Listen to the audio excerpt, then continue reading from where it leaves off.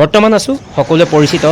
অৰুণাচল প্ৰদেশৰ লোৱাৰ চিয়াং জিলাৰ মালিনী থানত আৰু এই মালিনী থানৰ বহু বৈশিষ্ট্য আছে আৰু আপোনালোকে হয়তো আহিছে আৰু যিসকলে আচলতে অহা নাই তেওঁলোকক অকণমান ইয়াৰ পৰিৱেশটো দেখাব চেষ্টা কৰিম আৰু আচলতে আমাৰ ধেমাজি জিলাৰ একেবাৰে আশে পাশে এই মালিনী থান অৱস্থিত আৰু হয়তো আপোনালোকে আহিছে গতিকে অকণমান আগলৈ গৈ থাকোঁ তাৰ পৰিৱেশটো আপোনালোকক অকণমান দেখাবলৈ চেষ্টা কৰিম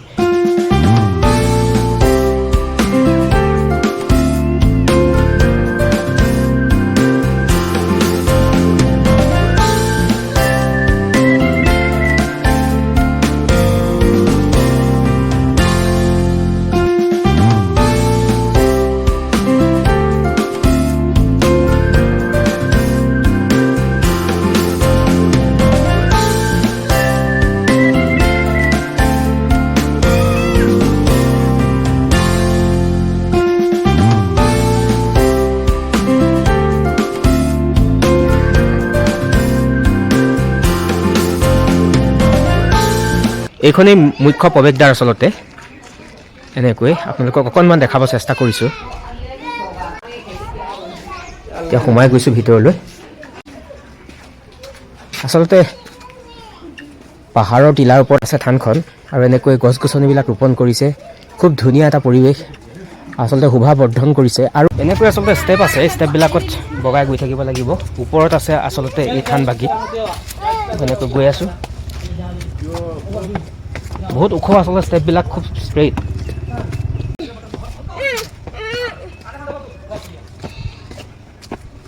এনেকৈ আচলতে আপোনালোকক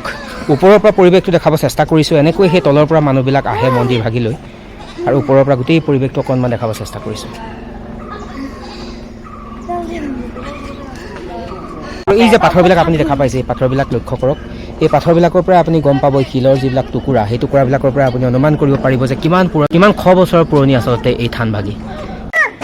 আহি মালিনী থানৰ একেবাৰে ওপৰ ভাগত আছোঁ আচলতে বহি আছোঁ আৰু এটা সুন্দৰ পৰিৱেশ বহু মানুহ আহিছে অকণমান আপোনালোকক তাৰ পৰিৱেশটো দেখাবলৈ চেষ্টা কৰিছোঁ আৰু আচল কথাটো হ'ল কি বহু বছৰ পুৰণি আচলতে বহু শ বছৰৰ পুৰণি এটা থান বুলি ক'লে ভুল নহ'ব আৰু সেইকাৰণে আধ্যাত্মিক দিশৰ পৰা যিহেতু থানখনৰ বহু গুৰুত্ব আছে সেইকাৰণে বহু মানুহৰ আচলতে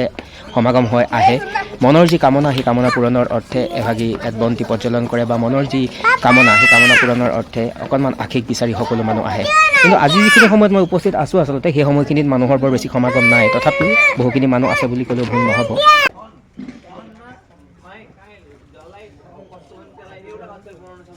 এই থান এটি মন্দিৰৰ ধ্বংসাৱশেষ থকা এখনি সৰু ঠাই আৰু প্ৰতি বছৰে আচলতে বহু মানুহৰ সমাগম হয় ইতিমধ্যে আপোনালোকে প্ৰত্যক্ষ কৰিলে আৰু যদি ক'বলৈ যোৱা যাব 13ৰ পৰা 1400 শতিকাত কোনোবা এজন চুতীয়া ৰজাই নিৰ্মাণ কৰা হৈছিল এই মালিনী থান বুলি জনা যায় এই থানত প্ৰধানকৈ